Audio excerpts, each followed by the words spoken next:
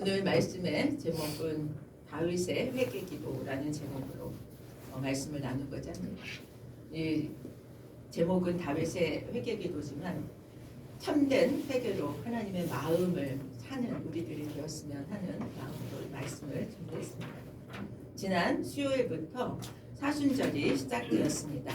사순절은 부활절까지 주일을 제외한 40일을 사순절이라고 그렇게 정하고 있습니다. 이 사순절은 영적으로 집중하고 준비하는 절기입니다. 부활절이 가까워옴에 따라서 우리의 마음을 하나님의 마음과 하나 되게 하는 그러한 시간, 그러한 절기여야 한다고 생각되었습니다.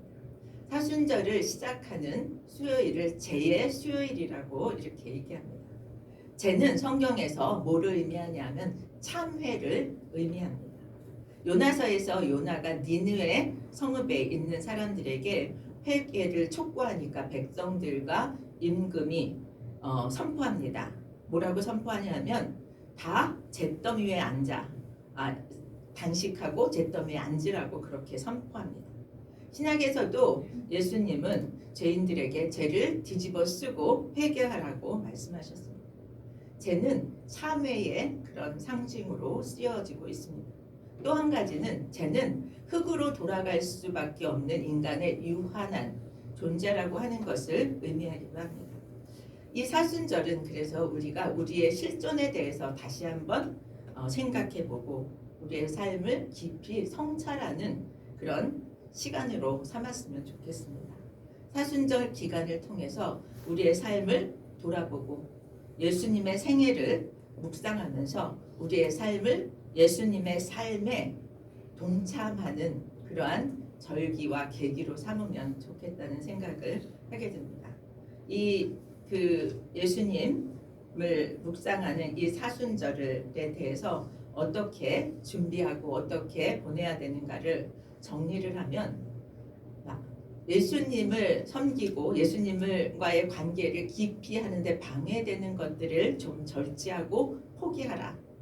두 번째는 하나님과의 교제를 가까워지게 하기 위해서 말씀 묵상과 거룩한 독서를 하라. 이렇게 권면하고 있습니다. 구체적으로는 이웃을 섬기고 또 도움을 필요하는 자들에게 도움을 주는 그러한 노력을 우리에게 하면서 사순절을 보내라고 권면합니다. 사순절을 개신교에서 잘 그렇게 심각하게 지키지 않는 경향이 있지만 이 사순절은 우리의 영적인 생활을 한 단계 하나님과 더 깊어지게 하는 기회로 삼는 그런 시간이 될 줄 믿습니다. 우리는 어린 아이들을 보면 어떻습니까? 천진난만하고 너무 맑고 활짝 웃고 이런 모습을 보면 너무 정말 깨끗하고 예쁘다 이런 생각을 합니다. 그런데 조금 크기 시작하면 미운 7살이 되면서부터 어떻습니까? 아이들 모습 속에도 시기, 질투, 이기심 등이 다 드러나는 것을 발견합니다. 왜 우리 아이들한테서조차도 이런 모습이 나타날까요? 그것은 인간 본연의 모습이기 때문에 그렇다고 생각되었습니다. 어느 누구도 인간 이 본연의 모습에서 완전히 벗어나는 사람은 없습니다. 어린아이부터 시작해서 성숙하다고 하는 어른에 이르기까지 누구나 본성에 의해서 영향을 받습니다. 그렇다고 모든 사람이 다 본성에 의해서 살아가지는 않습니다. 왜냐하면 하나님께서 창세기에서 우리를 지으실 때 진흙에 생기를 불어넣으심으로 우리를 영적인 존재로 만드셨기 때문에 그렇습니다.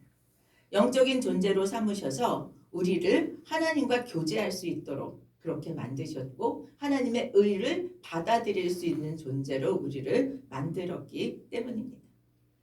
여러분, 우리가 하나님과 깊이 교제할 수 있기를 축복합니다. 하나님의 의를 받아들여서 살아갈 수 있게 되기를 축복합니다. 오늘 본문은 그 도전의 말씀이라고 생각되었습니다. 시편 51편은 표제에 나와 있는 대로 밧세바 사건에 관한 것에 대한 다윗의 회개 내용입니다. 그래서 이 시편 51편은 참회시라고 이야기합니다. 다윗은 뭐라고 고백하냐면 자신이 다른 사람들보다 먼저 하나님께 대해서 죄를 지었다라고 고백하면서 용서를 구합니다. 다윗은 어떤 왕이었습니까? 이스라엘의 두 번째 왕으로 정치, 종교뿐만 아니라 모든 면에서 탁월했던 왕이고 이스라엘을 어느 누구보다 잘 통치했던 왕이었습니다. 그럼에도 불구하고 한순간 악한 소욕에 이끌려서 커다란 범죄를 저지르게 되었습니다. 자신의 부하였던 우리아의 아내를 범할 뿐만 아니라 그 죄를 감추기 위해서 그 남편을 죽이는 살인의 죄까지 저질렀습니다. 선지자 나단이 다윗에게 그를 회개하도록 충원을 하게 됩니다. 그 회개하도록 요청하는 그 말씀에 그대로 하나님 앞에서 회개하고 애통하는 모습을 보여주고 있습니다. 저는 오늘 이 시편 51편을 통해서 죄를 따라 사는 우리의 연약한 모습이 보여집니다. 그리고 여기서 저는 우리의 연약함을 볼 뿐만 아니라 하나님이 우리를 어떻게 회복시키시고자 하는가 하는 하나님의 마음이 보여졌습니다. 오늘 이 시편을 통해서 하나님의 마음을 우리가 알았으면 좋겠고 다윗의 기도를 통해서 우리가 하나님과 교제가 더 깊어지는 데까지 나아갈 수 있기를 소원합니다. 사람은 누구나 죄를 지을 수밖에 없는 죄의 본성을 가지고 있어서 우리는 때때로 죄를 짓습니다. 그런데 중요한 것은 그렇게 죄를 짓고 그것이 죄였음을 알게 되었을 때 다윗이 보인 모습과 반응입니다. 오늘 이것에 우리가 초점을 맞춰서 같이 생각해 보았으면 좋겠습니다. 본문의 상황에서 나단 선지자를 통해서 죄를 깨닫게 되었을 때 당시에는 왕은 얼마든지 어떤 사람이 어떤 여자를 취해도 죄라고 여기지 않을 만한 사회였습니다. 그런데 나단이 죄라고 지적했을 때 다윗의 태도입니다. 3절에 뭐라고 얘기합니까? 나는 내 죄가를 아오니 내 죄가 항상 내 앞에 있나이다. 당시의 문화로서는 그게 죄가 되지 않는다고 사람들이 그것을 문제 삼지 않을 수 있었지만 다윗은 지적을 받았을 때 하나님 앞에 자복합니다. 자신의 죄에 대해서 책임을 다른 사람에게 돌리지 않았습니다. 왜 밧세바가 그 시간에 거기서 목욕을 했느냐라고 얘기하지 않았습니다. 자신의 책임을 상황과 형편에 핑계대지도 않았습니다.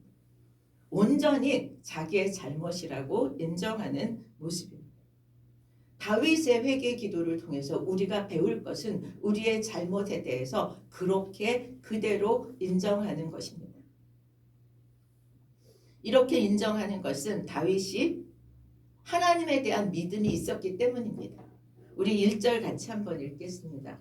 하나님이여 주의 인자를 따라 내게 은혜를 베푸시며 주의 많은 긍휼을 따라 내 죄악을 지워주소서. 내 죄악을 지워주소서라고 하는 기도를 할 수 있다는 것은 뭐예요? 하나님은 내 죄악을 지워주실 수 있고 지워주시는 분이라고 하는 믿음이 있었기 때문입니다. 오늘 우리에게 이 믿음이 있기를 축복합니다. 우리가 어떤 상황에서도 우리가 주님 앞에 자백하면 그분은 우리의 죄악을 지워주시는 분인 것입니다. 우리가 이것이 우리 신앙생활의 시작점이어야 된다고 생각되었습니다. 모든 사람이 그렇게 할 수 있는 게 아니라는 것을 우리는 아담과 하와를 통해서 발견합니다. 아담과 하와는 어땠습니까? 자신의 죄에 대해서 핑계를 대죠. 다른 데 원인이 있다라고 얘기하고 누구 때문이라고 이야기합니다. 그런데 하나님은 그 중심까지도 다 아시고 간파하고 계시다는 사실을 저들이 간과했던 것이라고 생각되어져요. 그렇습니다. 다윗의 고백처럼 모든 사람은 죄를 짓기 쉬운 존재입니다. 나도 누구도 다 그렇습니다. 그런데 그 중에 그 많은 사람들이 다 죄 지을 수 있다. 그 중에 나도 속해 있다라고 하는 인정. 이것이 참된 회개와 돌이킴의 출발점이라는 것이죠. 사도 바울은 어떻게 얘기했습니까? 로마서 3장 23절에 모든 사람이 죄를 범하였음에 하나님의 영광에 이르지 못하더니, 여기서 끝나지 않는다는 거죠. 그런데 진짜 회개는 내가 무슨 죄를 지었는지를 다윗처럼 자각하고 하나님께 용서를 구하는 데까지 나갔다는 사실입니다.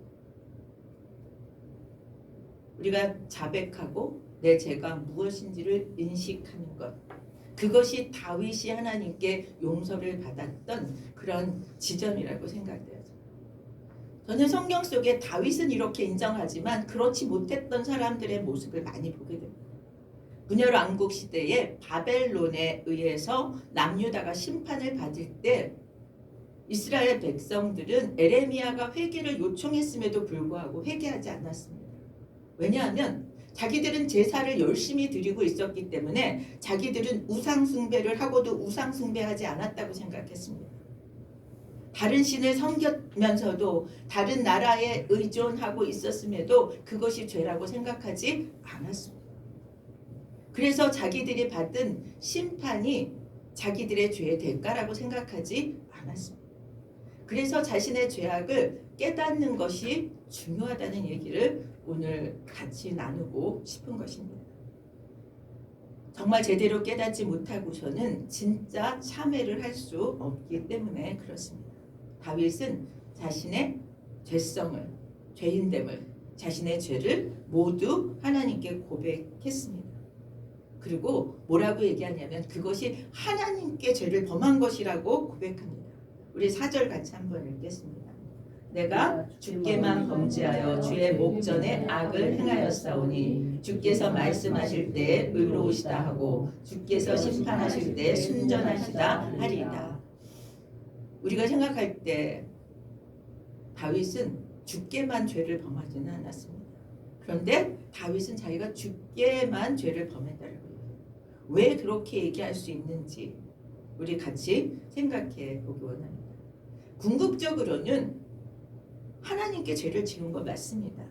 그런데 지금 하나님에 대한, 사람에 대한 죄도 하나님의 계명을 범한 죄라는 것입니다. 하나님이 우리에게 계명을 주실 때 하나님에 대한 계명만 주신 것이 아니라 인간과의 관계에서도 죄를 계명을 주셨기 때문에 그 계명을 어긴 것은 결국 사람에게 대해서뿐만 아니라 하나님에 대해서 죄를 범한 것이라고 얘기하고 있다는 거죠. 하나님은 사람에 대한 행위도 당신에 대한 행위로 여기신다는 관점이 있습니다. 이 부분에 우리가 어떻게 다른 사람을 대해야 하는지에 대해서 통찰력을 갖기를 바랍니다.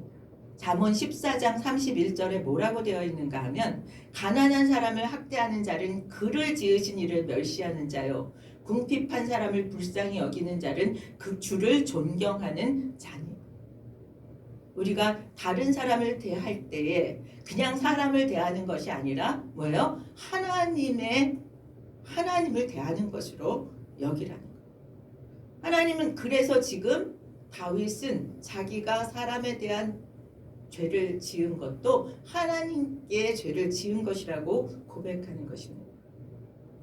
모든 죄는 궁극적으로 하나님께 대하여 짓는 것이라는 거죠.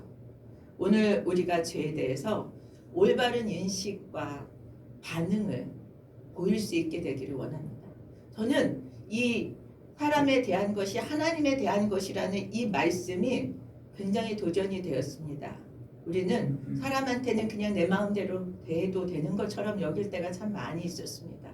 그런데 그게 하나님을 대한 것이라고 얘기한다면 우리는 하나님한테 함부로 할 수는 없잖아요. 그렇죠? 그러면 우리의 태도는 많이 달라질 거라고 생각되어집니다.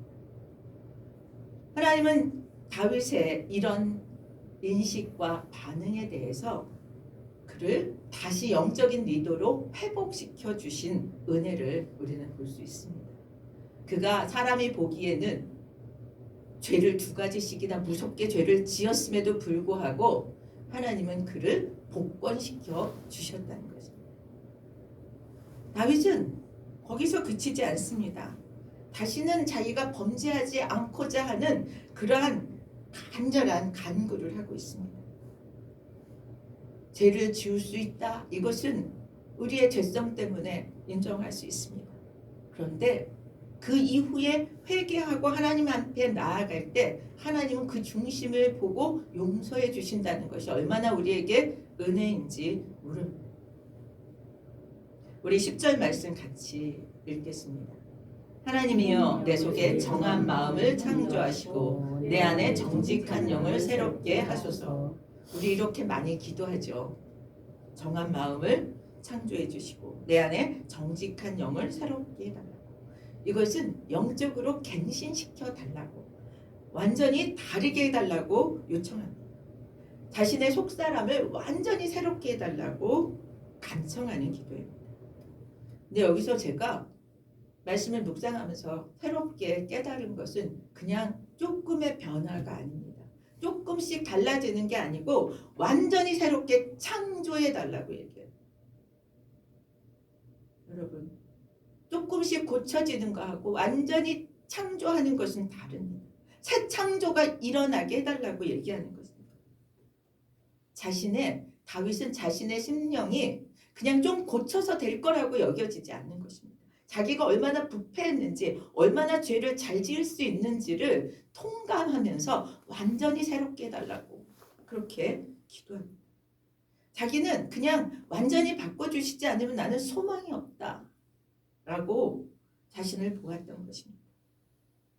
옛 심령을 제해 주시고 새로운 심령, 정한 마음, 정직한 영을 창조해 주시도록 간구합니다.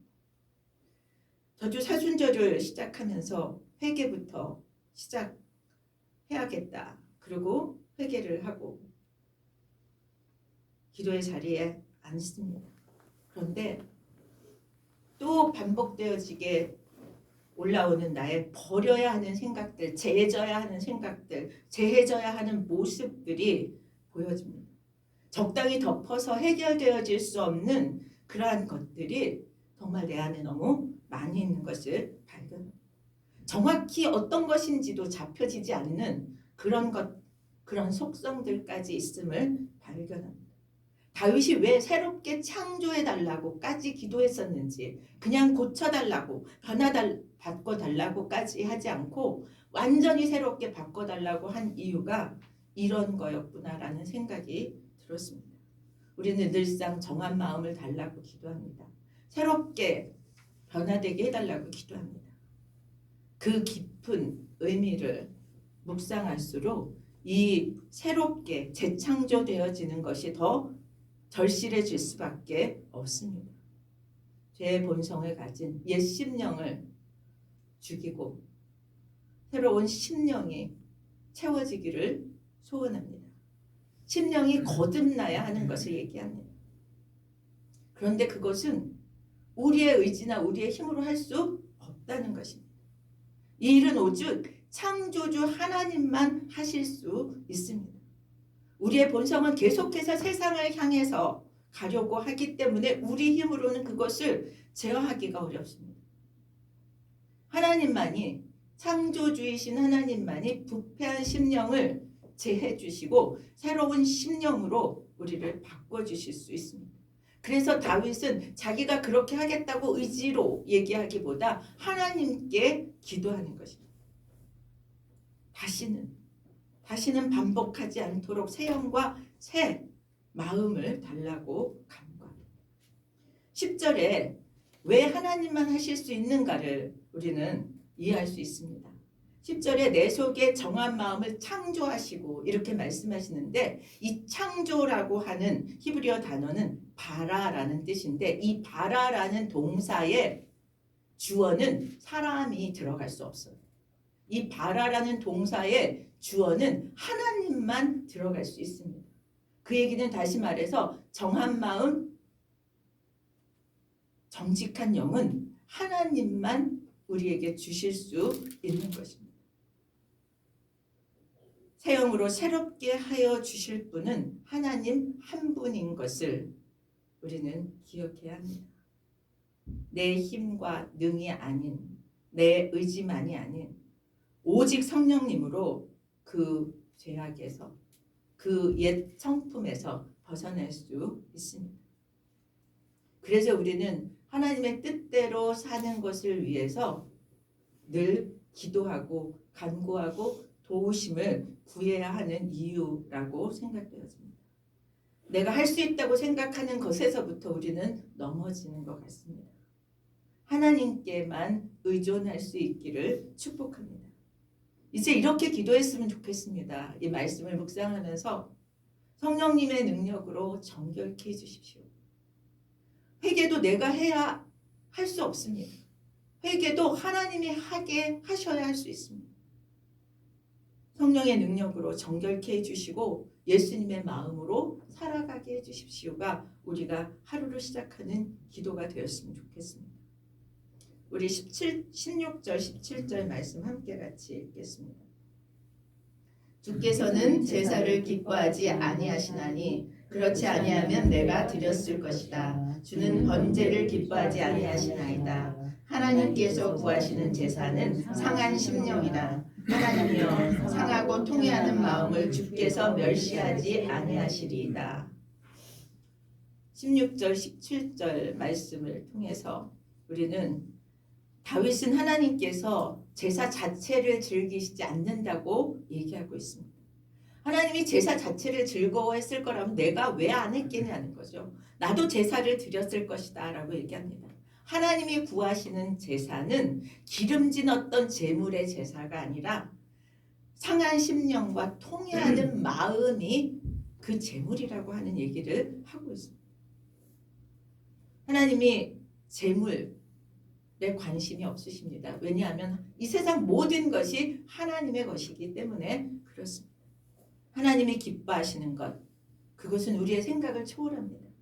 기름진 제물의 제사가 아니라 깨지고 상하고 찢어져서 기댈 것 없어서 외로워서 힘들어서 죽을 것 같은 그 마음으로 하나님께 나오는 것이 참 제사라고 말씀합니다. 하나님은 우리들을 너무나 사랑하십니다.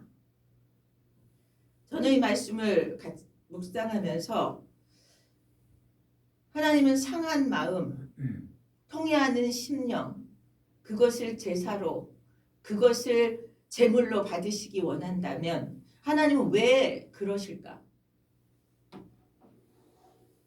왜 다른 제물이 아닌 상한 마음, 통회하는 마음이 하나님이 기뻐하시는 제사일까?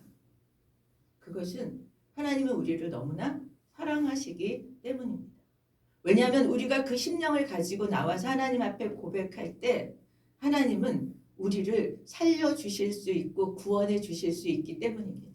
하나님은 우리의 한 명도 망하지 않기를 원하시고 우리의 한 명도 다 구원하시기를 원하시기 때문에 그렇습니다. 그것이 하나님의 소원입니다. 우리의 소원은 뭐냐고 물으면 여러 가지가 있을 수 있습니다. 그런데 하나님의 소원은 이것입니다. 죄인들이, 우리들이 한 명도 망하지 않고 구원받게 되는 것이라는 거죠. 그래서 하나님은 상한 심령의 제사를 기뻐하신다고 말씀하시고 그 마음을 가지고 나오라고 얘기합니다. 우리가 그 마음으로 나아가길 원합니다. 우리가 죄를 짓게 되면 회개하고 용서를 받으려고 우리는 회개합니다. 저는 그렇게 많이 우리가 그렇게 기도하고 있습니다. 그런데 우리는 율법에 규정된 제사를 드림으로써 자신의 죄를 털고 그 죄에서 벗어나는 거에 우리의 초점이 있지만 하나님의 관심은 우리가 하나님의 소원에 대해서 관심을 갖기 원하고 그 마음으로 하나님 앞에 나아가기를 원하신다는 생각이 듭니다. 다윗은 하나님이 받으시는 제사를 먼저 생각했습니다. 자기의 용서보다 하나님께서 받으시는 제사, 그 받으시는 제사는 자신의 상한 마음이었고 부끄러운 모습이었고 그것을 그대로 가지고 나갈 때 하나님이 그것을 받으시고 용서해 주시는 순서라고 하는 것을 그는 오늘 말씀을 통해서 우리에게 얘기하고 있습니다. 우리도 하나님 앞에 상한 심령을 가지고 하나님께 나아갈 수 있기를 축복합니다. 때때로 어떤 사람은 나는 죄가 많아서 하나님에게 나아갈 수 없다고 말하기도 합니다. 그런데 아닙니다. 하나님은 상한 심령을 기뻐 받으십니다. 우리는 때때로 우리 부모가 무엇을 기뻐하는지 잘 모르고 자기 생각대로 할 때가 참 많이 있습니다. 우리가 하나님의 진짜 마음을 모르고 내 마음대로 제사를 지르고 내 마음대로 예배를 드린다면 하나님 너무 안타까울 것 같습니다. 우리의 상한 마음, 통회하는 마음을 가지고 하나님께 나아가기를 축복합니다. 하나님은 죄와 관련된 제사에서 제물로 해결될 수 없는 제사가 있음을 우리 성경을 통해서 볼 수 있습니다. 민수기에 보면 한 사람이 부지 중에 범죄하면 1년 된 안 염소로 속죄제를 드리라고 얘기합니다. 제물을 명시하고 그것으로 제사를 드리라고 하는 얘기는 그렇게 제사를 드림으로 죄가 사해질 수 있다는 것입니다. 그런데 고의적인 범죄는 제물을 요구하지 않습니다. 그거는 제물을 요구하지 않는다는 것은 율법으로 제사로는 해결될 수 없다라는 것. 다윗의 죄는 고의적인 죄였기 때문에 제사로 해결할 수 없었습니다. 그것을 다윗은 알고 있었고 제사의 원리와 규정대로라면 다윗은 용서받을 수 없었습니다. 그렇지만 하나님이 어떤 분이신가라고 하는 것을 다윗은 알았습니다. 상한 심령과 통회하는 마음은 받으시는 분이라고 하는 것을 알았기에 그 마음으로 하나님께 나아갔습니다. 어떤 형식적인 제사가 아니라 정말 그 중심을 들여서 하나님 앞에 나아갈 때 하나님은 기뻐 받으시는 거룩한 산 제사로 받으시는 줄 믿습니다. 상한 심령, 통회하는 마음의 제사. 내 문제 해결에 급급한 것이 아니라 그 문제를 해결해 주실 하나님을 바라보는 믿음으로 하나님 앞에 상한 마음을 가지고 나아가기를 원합니다. 그런 마음을 가지고 하나님께 나아가면 하나님은 기뻐하시고 우리를 용서하시고 우리를 받으시고 기도를 들으십니다. 하나님이 우리를 자녀 삼아 주심에는 실수하심과 후회하심이 없으십니다. 우리가 연약해서 하나님을 실망시킬 때도 있고 하나님을 멀리할 때도 있지만 하나님은 돌아온 탕자를 기다렸던 그 하나님 아버지의 마음으로 우리를 기다리신다는 거죠. 돌아온 탕자에게 가장 현명한 선택은 돌아왔다라고 하는 것입니다. 돌아와서 아버지께 나왔을 때 그 아버지는 다 그의 아들이라고 하는 자격을 복권시켜 주시고 입 맞춰 주시고 가락지를 끼워 주셔서 하나님께서 정말 저를 다시 세워 주신다는 거예요. 오늘 우리도 나의 생각과 마음이 아닌 하나님의 생각과 마음에 깊이 통찰력을 갖기를 바랍니다. 하나님께 상한 마음과 통회하는 심령을 가지고 나아가므로 하나님의 긍휼하심을 덧입기를 축복합니다. 이 사순절 기간이 영적으로 집중하고 영적으로 승리하는 축복의 시간이 되시기를 예수 그리스도의 이름으로 축원드립니다. 우리 다 함께 일어나서 366장 찬양하겠습니다.